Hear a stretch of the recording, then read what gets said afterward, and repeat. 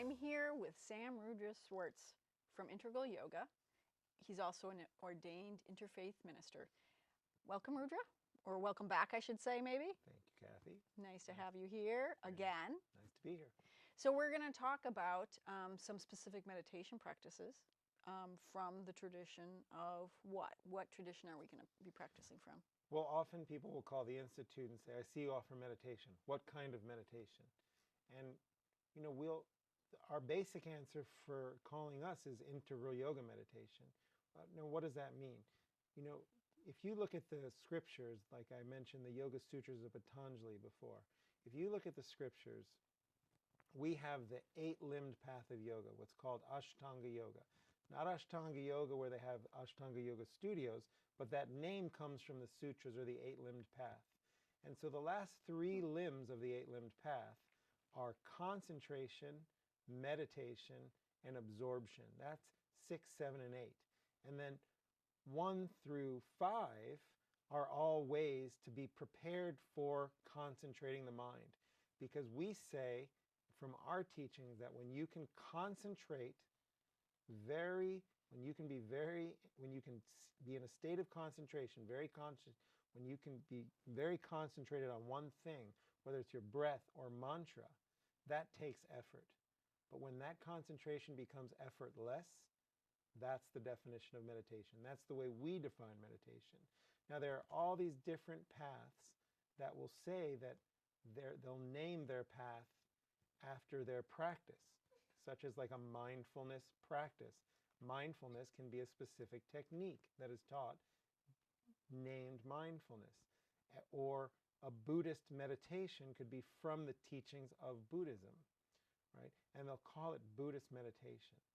But really the way we define it in its most fundamental form is meditation is effortless concentration.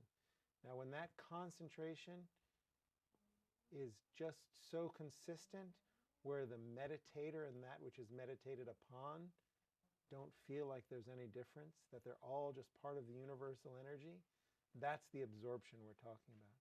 Not many people get to that absorption phase in a lifetime, in one lifetime, or in many lifetimes. Whether or not you believe in reincarnation, even if you're trying to get to that absorption, if your intention is to get to that absorption, you know, while you're in this body or while you're alive, it's a worthy goal, and that may be the goal, but some teachers would say there is no goal.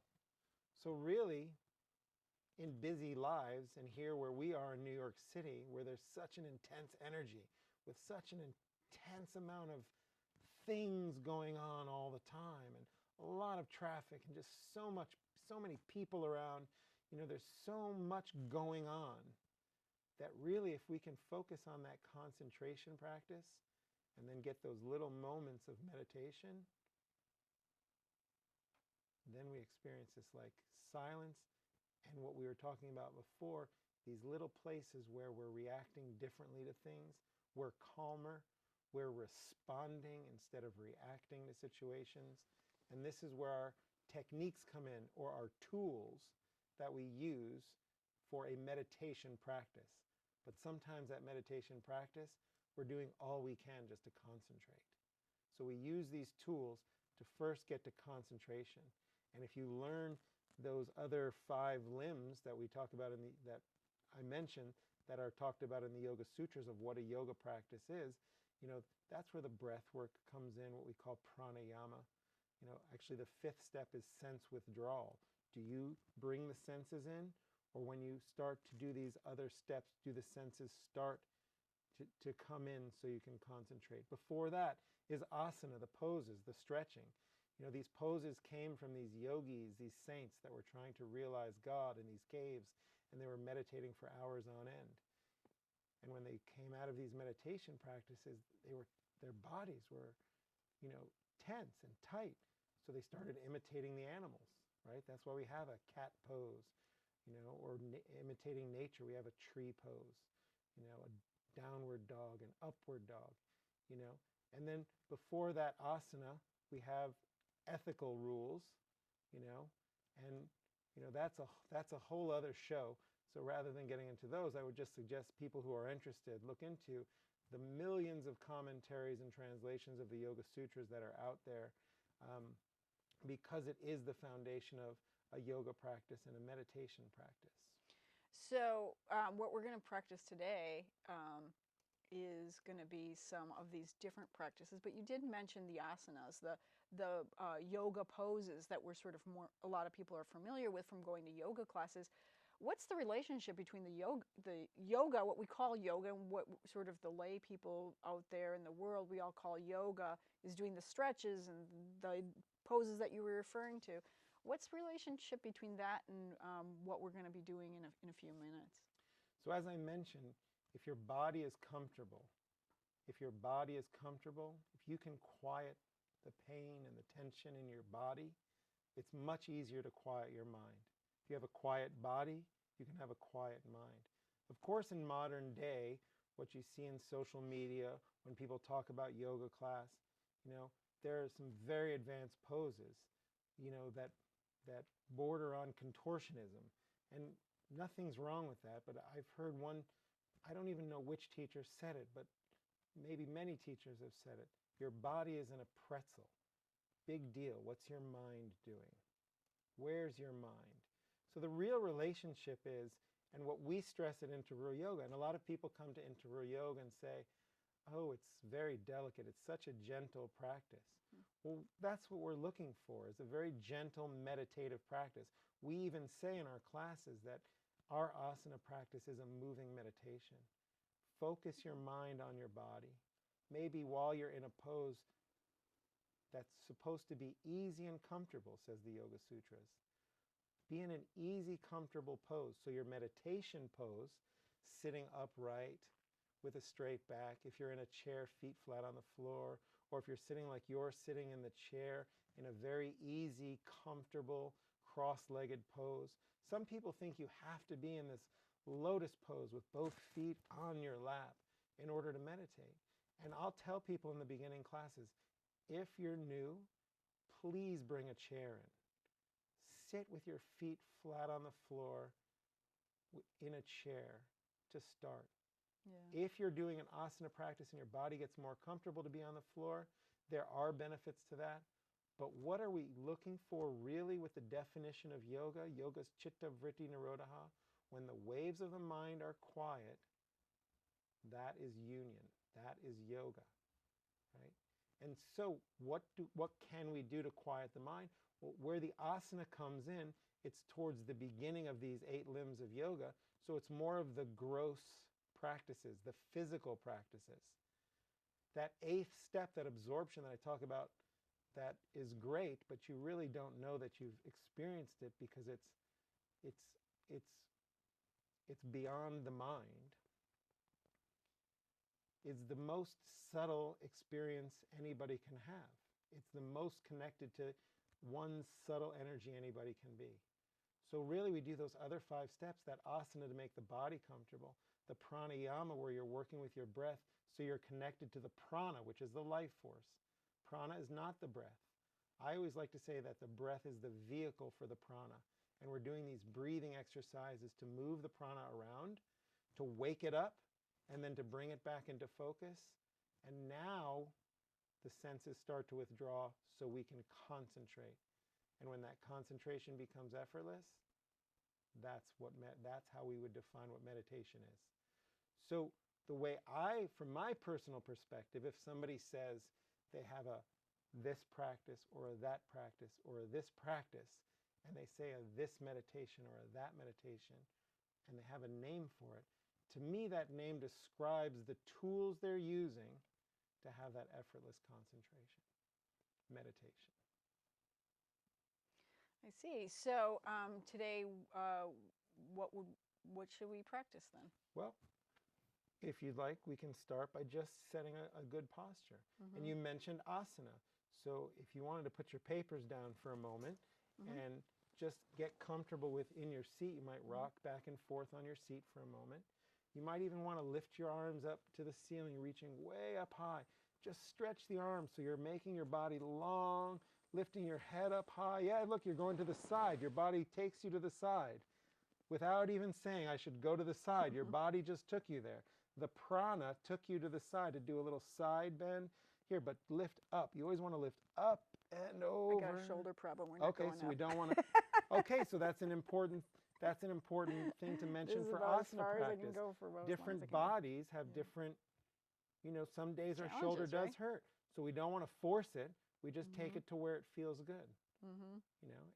If my shoulder's tight, which it often is, I'll just go where it can, and then I'll move just slightly and get that stretch in. And when I come back out of it, my mind is a little quieter because my body's engaged. I feel like I'm a little bit more connected to my body, or sometimes I'll say I'm more in my body.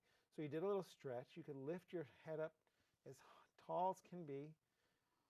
Once your spine is as long as it can be, just relax. Feel that length. You can let your eyes close. Bring your attention to your breath. Just follow your breath for a moment. You might inhale your shoulders, rolling them up to your ears, bringing your shoulders on either shoulder blades behind on either side of the spine. Open the collarbones. Let your body kind of direct, which is where it's most comfortable. But so the chest, where the heart is, feels open. The collarbones are back. The shoulders, again, very relaxed. We may bring the shoulders up and back and open the chest, resting the hands on the lap with the eyes closed. The chin is parallel to the floor. The chin comes down just a very small, few millimeters down. You get the feeling energetically that you're looking within. And right there, just sitting in a posture like that, to sit there for a moment, a minute, 2 minutes, just experience what's going on in your mind. Just follow your breath. Just listen to what's going on inside. That could be a very simple meditation practice. That's a lot of stuff, though. To sit here, to feel sitting here, to feel my breath, and to be aware of what's going on in my mind, that's a lot of stuff. That's a lot of stuff to be aware of. It's a lot of stuff to be aware of. So that's why I said if you just start with trying to sit there, just try and start with your feet flat on the floor if you're in a comfortable chair. I'm short, man. I mean, where you are right now, just by lifting your spine up. For my short friends out there. Just where you were, lifting your, just being aware of your posture. I could feel that there was a little bit of an energetic shift. You just lift it up. And now that's where the challenge is for a lot of people. Because where they just sit down, all of a sudden the mind goes off. And people will come to a class and go, I can't meditate. My mind is too busy. Lots of people say that, yeah. But that's the job's mind. That's the job. That's the mind's job. That's right. Is biologically. to be busy. That's right. It's there to tell you stories. Well, it's there to help you find nuts. To find what? Nuts. Right. Yeah. Like to go out and find and collect food and whatever it is we need to survive. Right. And over, millennia, that's how we've sort of evolved, Correct. And so, but now our mind doesn't need to be quite so active. We're not continually trolling for food products. So. Or we are. But we're doing we are, it in different but we places. don't need to, though. We're doing it in different places. No, we don't need to, I don't think. Well, it may be less of a concern because we know where it is. Well. But at the same time, the mind still has that job. It can be very active. Right. So if somebody comes to a class that I can't meditate, my mind is too busy, I say, well, that's why we have these tools. And that's why the number one meditation technique one can give to a beginner is once you sit down and set yourself in a meditative pose, once your mind starts to wander, and we know it will, absolutely, gently bring it back to your point of concentration. So let's explore a few points of concentration. What should they be? All right, so let's get in our pose and close your eyes. All right. And we're going to do a little exercise first. First, I want you to let your mind do anything it wants to do for 15 seconds. You're just going to listen to your mind as though it was another person talking, and just give yourself, I'm going to go 15 seconds, we're going to be silent, and just be aware of what's going on in your mind. Ready? Go.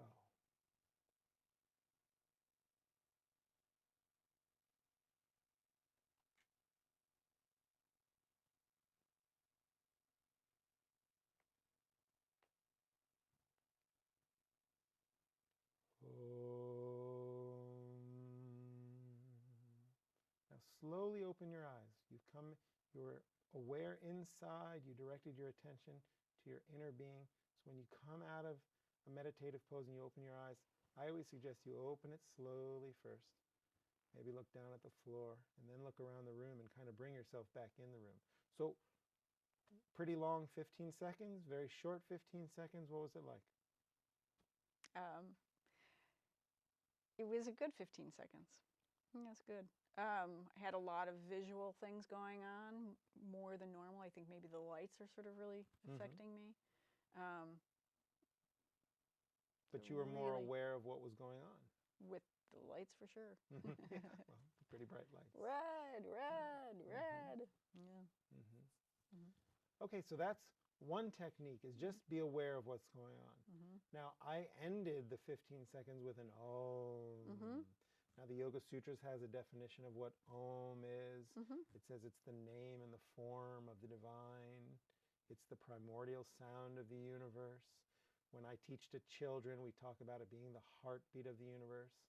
But on the most practical level, chanting Om, using sound vibration with your voice, you can break it down into 3 sounds.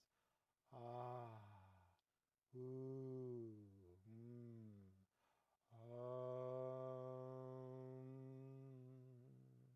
So I once had a class come to the Institute, and they said nothing about God. They're really this. It was actually a class of women transitioning from homeless to actually having their own homes. And so they were coming to yoga class, and the director of the program said, please, nothing, about religion. They're a little freaked out. So I wanted to do the sound vibration, because using these sound vibrations is powerful in quieting the mind or focusing the mind. So I said, let's do a sound when you feel good. When something kind of fun happens, woo! When something tastes good, or something feels good, So we did those sounds. And I wasn't trying to sneakily introduce them to Om. I just wanted to introduce them to the practice of using sound vibration and how it feels good physically. And again, when the body feels good, the mind is going to have a better chance of quieting down. And by using the sound, especially that we use it as a pranayama, as a breathing practice, the humming bee breath. When you do the it's very hard for anything else to be going on in your mind. Whereas if you have one of the mantras from the scriptures, Hari Om, Om Shanti, Om Namah Shivaya, if you're trying to repeat that to yourself, you're sometimes very concentrated on that, but you still hear your mind going, oh, I got to email Kathy about my bio for the show. It's still good. There's another layer going on. And that's okay. Again, it's the nature of the mind to be active. But by having this other practice with the intention of quieting the mind, we're bringing all of that into balance. So are you saying that, doing these mantras, Om, or the bee sounding breath, are you saying that they quiet the mind, or they should quiet the mind, or we're just doing them and the mind will quiet? Or well, a very important practice we talk about from the Yoga Sutras, in Sanskrit it's called Pratyusha Bhavana, which says when a negative or non-beneficial thought arises, replace it with a beneficial thought. So if this something you've carried your whole life, I'm not smart enough, is to a point where you don't hear it anymore, but it kind of repeats on its own. But now you're bringing in this other vibration. Om. You're replacing these other vrittis, these other mind waves, with something more beneficial. Right? It's that replacement. So you're not saying, you're not trying to combat it by saying, no, I am. You're not trying to get into an argument with your own mind. You just bring it back to the sound. As I mentioned, the number one tip to a beginning meditator is gently bring your attention back to your point of focus. Which is the sound in this case. Right. It In could this be, case. in this case. Yes. In this case, Yeah. it could be Om. It could be Om Shanti. Now they say Shanti is peace. It's the vibration of peace with the sound Shanti. Right? And so there are mantras and sometimes there are affirmations. The difference is a mantra comes from a vibrational language. Sanskrit is said to be a vibrational language. Hebrew, a vibrational language. These languages that we're chanting, there are physical sound vibrations that we're creating, and they carry the vibration as well as we translate them. But an affirmation is something that really means something to us, right? So it's something that we can interpret more clearly. I am smart enough. I am smart enough. I am all love. I am all love. I am all peace. I am all peace. That means something to us. The Om Shanti or Hari Om, Hallelujah. These also bring a vibration to more parts of the body by these sounds, and we're able to use those vibrations to replace the things that are distracting us in our mind when we're trying to meditate. And these negative thoughts too. Negative thoughts, So it like could be negative habits. It could be negative habits as well. You know, if you're focused on, I don't want to smoke anymore, I don't want to smoke anymore, you're still thinking about smoke. Right. If you're doing pranayama practices, breathing exercises, your body eventually is not going to want the smoke anymore. So you're not thinking, I got to quit, I got to quit, I got to quit, I got to quit. This is where you're replacing it. You're replacing it with something more benefit, right? Or in the case of pranayama, with breathing exercises to work with your subtle energy, the prana, in order to bring a different vibration into where you're more sensitive to the other things that are less beneficial to you. And then those habits, those thoughts gradually start to fall away and are replaced with this higher vibration or any vibration that brings you into this focus so you're able to concentrate and maybe even meditate if it becomes effortless. So you're talking about two different practices here. One is pranayama, which is the breath. And so in yoga, there's like a bunch of different breathing, I want to say, exercises that are taught. And then with mantras, you sort of mentioned a couple different ones, Om and Om Shanti, and I don't know if you mentioned any other ones. So those are like two different practices, right? Well, so I'm just trying to clarify for the audience. No, absolutely. It's very important to clarify. Yeah. So basically, the best way I can explain it is if you were to come to Integral Yoga to one of our open meditation sessions, so Monday through Saturday at noon, at 12:15, 15 minutes past noon, we have an open meditation that goes for 35 minutes. We start the practice with Om. We then do some Sanskrit chanting. We also chant the English translation. And then we go into our pranayama practices, our breathing practices. And then we have about 20 minutes of the 35 minutes in silence. And then in that silent period, you might one day just focus on your breathing, silently breathing. And one day you might bring in one of these mantras and try to concentrate on those mantras. So it really depends on what kind of practice you have time for. Where does it fit in your life so where you can do it on a consistent basis? We say an ounce of practice is worth tons of theory, right? So if you can do 5 minutes a day, 10 minutes a day, 5 minutes twice a day, 10 minutes twice a day, or come to an open meditation where you're having a group practice for 35 minutes a day, you're getting a practice in and you're getting that silent period in a group supported by the group, that during that silence you might be feeling like focusing on your breath that day. You might want to pick a mantra. But find what really works for you so you're just having that practice where the intention is concentrate on one thing, and once in a while that one thing becomes effortless or goes into a complete silence, and it may even seem strange, and then your mind starts to go, what was that?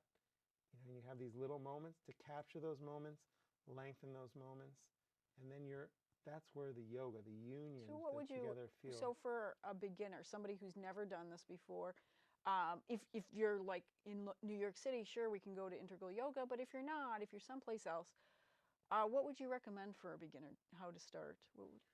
Well, I had several friends in my Interfaith Seminary that used to say that what they told me when we were sharing on our retreat before our ordination, they were saying, somebody told me to meditate. And all they did was said, light a candle, put it somewhere, sit in front of it, and be quiet for 15 minutes.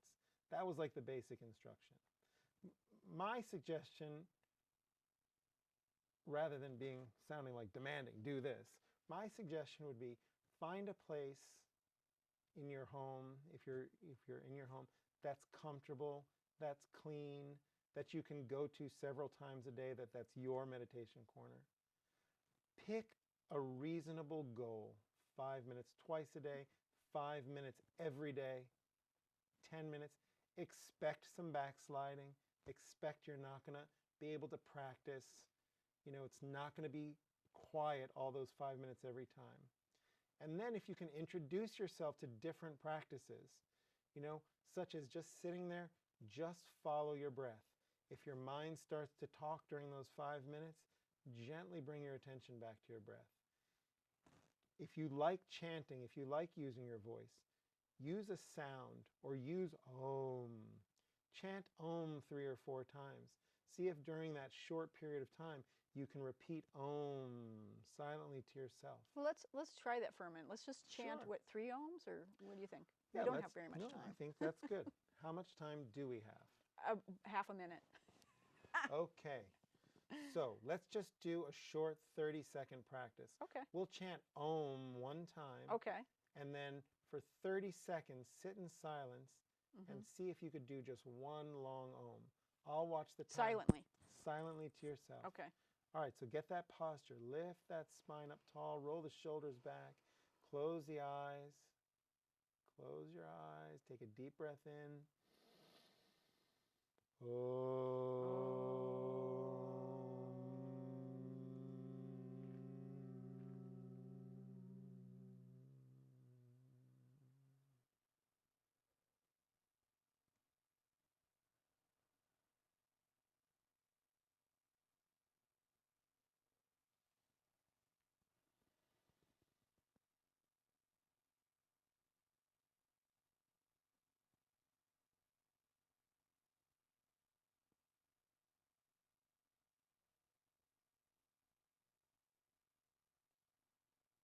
Now let's chant Om out loud together.